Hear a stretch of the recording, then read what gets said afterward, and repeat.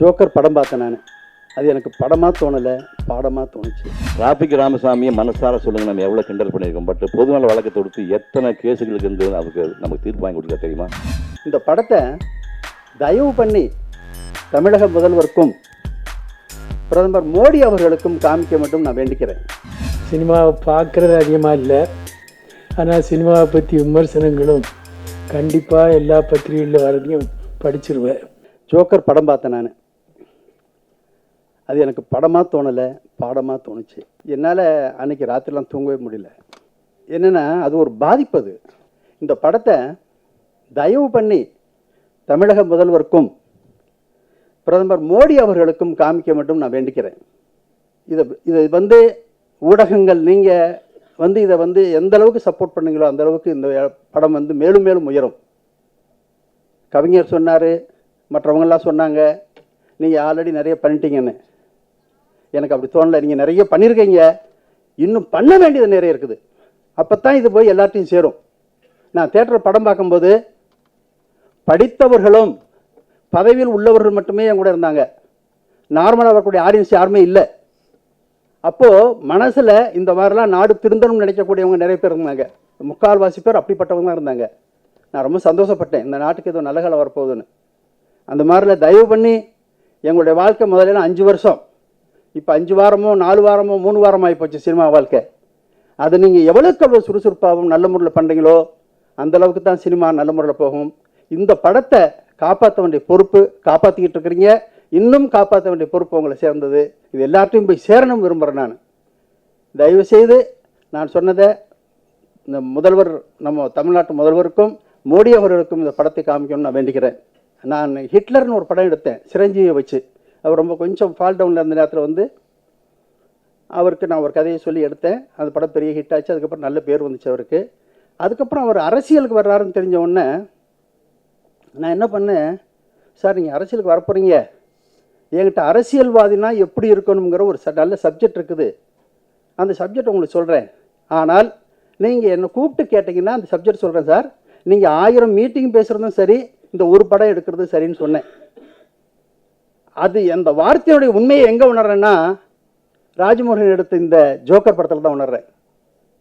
பாருங்கள், இதை 1000 மீட்டிங் போட்டு சொன்னால் எடுக்கப்பட முடியாது. ஆனால் ஒரு படத்து மூலியமா இந்த நாட்டை எப்படிலாம் திருத்தணுங்கிறதுக்கு அவர் எடுத்திருக்க கதை ரொம்ப அருமையான கதை. இந்த படம் மக்களுக்காக போராடி மண்டை உடைச்சு ரத்த விளாரியா கஷ்டப்படுற அவன் ஜோக்கரா? இவனுங்கெல்லாம் போராட்டம் பண்ணிட்டாங்கன்னா உடனே அரசாங்கம் மண்டிட்டு தண்டனிட்டு இவன் கோரியோட நிறைவேற்றிடுமா? பைத்தியக்கார பசங்க என்று சொல்லிக்கொண்டே வாழ்கின்ற நாம ஜோக்கரா அப்படிங்கிறது தான் இந்த கதை. சசிகுமார் செல்ஃபோன் டவர் மாதிரி ஏறி உண்ணாவிரம் செத்து போயிட்டாரு. இவன் கதாநாயகன் அதே மாதிரி டவரில் ஏறணும், ஐயோ இவன் தற்கொலை பண்ணி போனால் பயந்துட்டு நல்லவேளை ஜனாதி பிரகடனம் படிக்கிறார், மேலே நின்று பண்ணிக்கிறார். டிராபிக் ராமசாமியை மனசார சொல்லுங்க, நம்ம எவ்வளோ கிண்டல் பண்ணியிருக்கோம். பட் பொதுநல வழக்கை தொடுத்து எத்தனை கேஸுகளுக்கு இருந்து நமக்கு தீர்ப்பு வாங்கி கொடுக்க தெரியுமா? ஆனால் அந்த பார்த்தா கோமாளியை பார்த்துக்க, டிராபிக் நம்ம கோமாளி மாதிரி. அதே மாதிரி சட்டக்கல்லூரி படிக்கிற நந்தினி கேரக்டரை இதில் 1500 பொண்ணு பண்ணியிருக்கு. இந்த 3 பேஸாக எடுத்துக்கிட்டு அவ்வளவு அற்புதமாக பண்ணியிருக்காரு. சினிமாவை பார்க்குறது அதிகமாக இல்லை, ஆனால் சினிமாவை பற்றி விமர்சனங்களும் கண்டிப்பாக எல்லா பத்திரிகைகளில் வரதையும் படிச்சிருவேன். அது சிறு வயசில் இருந்த இந்த பழக்கம் உண்டு. இந்த படம் வந்த உடனே ஜோக்கர்னு போட்டிருக்க விளையாட்டு படமானு சில இதில் யோசித்தேன். பிறகு கதைகளை பற்றி தெரிஞ்ச பிறகு இதை எப்படி அனுமதிச்சாங்கன்னு ஒரு யோசித்தேன். 2 முரண்பட்ட விஷயங்கள். இதை பார்த்த உடனே உண்மையிலேயே படம் இதுக்கு முன்னால் அந்த படம் கபாலி, அதை நேர் எதிராக ரொம்ப சொன்னவங்க கூட இதுக்கு இந்த படத்துக்கு ஜோக்கருக்கு ஒரு பூங்கொத்துன்னு தலைப்பை போட்டு கொடுத்தாங்க. மற்ற எல்லா பத்திரிகைகளும் நல்லா வரவேற்றது. அது ஒரு ஆச்சரியமான விஷயம். முதல்ல எங்களுக்கு படத்தை பார்த்த பிறகு அது பொருத்தமானதுன்னு தெரிஞ்சுது. இருந்தாலும் படத்தை பார்த்த பிறகு கூட எப்படி அனுமதிச்சாங்கன்னு கூட எங்களை போல உள்ளவங்களுக்கு ஒரு யோசனை. அதுக்கு அவ்வளவு தைரியமாக தயாரிப்பாளர்களும் அதுக்கு எது வந்தாலும் சரி அதை எடுக்க வேண்டும் என்று முடிவுக்கு வந்ததில் முதல்ல உங்களை போல நானும் அந்த தயாரிப்பாளர்களுக்கு நன்றியையும் பாராட்டுதலையும் தெரிவிச்சுக்கிறேன். படத்தை பார்க்கும் பொழுது நான் படத்தை பார்த்த வரை உள்ள உணர்வுகள் ஒரு நம்பிக்கை தான் வந்தது. அநேகமாக நாங்கள் வந்திருக்க படத்தை பார்க்க போன ஆட்கள் பூராவும் வயதானவங்க, அரசியல் அனுபவப்பட்டவங்க, அரசியலில் பல பேர் ஏற்றத்தாழ்வை பார்த்தவங்க. அவங்களுக்கு சீக்கிரத்தில் கண்ணீர் வராது. கொடுமைகளை பார்த்து அனுபவிச்சே வந்து போகும். இல்லைன்னாலும் எதுக்காலும் இது ஒன்று ஒன்று எல்லாம் சாதாரணமாக போயிடும். அது இல்லாமல் என் பக்கத்தில் இருந்த வீரமணி அழுதார், ராமகிருஷ்ணன் அழுதார். எனக்கும் வழக்கமானதில் அழுத வந்துடும். அப்படி பல பேர் எழுதிட்டாங்க. அது எனக்கு ஒரு ஆச்சரியமாக இருந்தது. ஏன்னா அந்த அளவுக்கு தொற்றுருக்கு. எனக்கு இதை பார்த்து திரும்ப எல்லாரும் விமர்சனம் சொல்லி எழுந்தது, பார்த்தது, எல்லாரும் குடும்பத்தில் பேரம்பத்தியெல்லாம் பார்த்து எழுதிருக்கு. அதெல்லாம் பார்த்த உடனே தான் ரொம்ப ஏதோ நாட்டில் மாற்றம் வருதுங்கிறது என்னுடைய அபிப்பிராயம். சாதாரண விஷயம் இல்லை. நம்முடைய நாடு வளருது. வளர்கிற நேரத்தில் எல்லாத்துலேயும் கொள்ளையடிக்க முடியுது.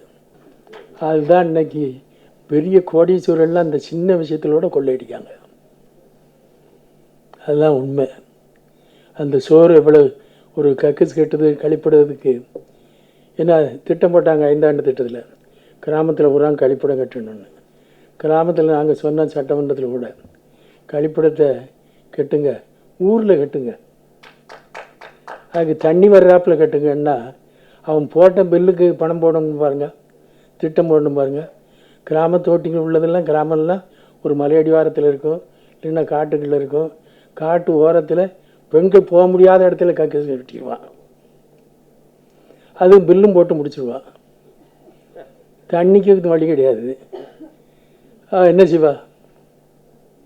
அப்போ கக்கிஸ் என்பது வாழ்க்கையில் உணவை போல, படுக்கிற இடத்தை போல, அதுவும் மனிதனுக்கு தேவையானது என்பதை உணரக்கூடிய காலத்தில் அது செய்யும் பொழுது தான், அது வரும் பொழுது தான் மனுஷனுக்கு புரியுது.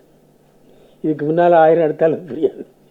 இப்போ தேவைங்கிறது எல்லாருக்கும் பெண்கள் பூராவும் படிக்குது. தேவையான நேரத்தில் அந்த உணர்வை தட்டி எழுப்பும் பொழுது தான் தோளா வா வீதிக்குன்னு சொல்ல முடியும். அதுக்கு முன்னால் சொல்ல முடியாது. அந்த கட்டம் அன்னைக்கு வந்திருக்கு.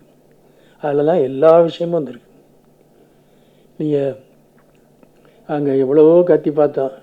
20 வருஷமாக நாங்கள் ஃப்ளோரைடு இருக்குது தமிழ்நாட்டில். பாறை உள்ள இடத்துல உள்ள தண்ணீருக்கு இடத்துல இல்லை, ஃப்ளோரைடு கண்டென்ட் இருக்குது. அந்த பல்லு தொடர்ந்து ஈரெல்லாம் கெட்டு போகும், பல்லு உதிர் வந்துடும். அது தருமபுரி மாவட்டத்தில் அதிகம். அதை நம்முடைய எழுத்தாளர் ராஜமுருகன் அதை போட்டிருக்கார். ஃப்ளோரைடு கண்டென்ட் அதிகமாக இருக்குது. அதனால தான் ஒக்கனேக்கல்லில் தண்ணி எடுத்து அந்த கிருஷ்ணகிரி தருமபுரி மாவட்டத்துக்கும் கிருஷ்ணகிரி மாவட்டத்துக்கும் தண்ணி கண்டிப்பாக தேவைங்கிறது அது கோரிக்கை நீண்ட நாளாக இருக்குது. அதை போட்டிருக்கார். அப்போ அந்த ஃப்ளோரைடு கண்டென்ட் அதுலேயும் திருட்டுத்தனம் நடக்குது, கக்குசிலையும் திருட்டுத்தனம் நடக்குது. மணல் லாரியும் கண்ட மாதிரி ஆளை ஏற்றி விட்டுட்டு போகுது. இதெல்லாம் தொடர்ந்து மக்களுக்குள்ள பிரச்சனை.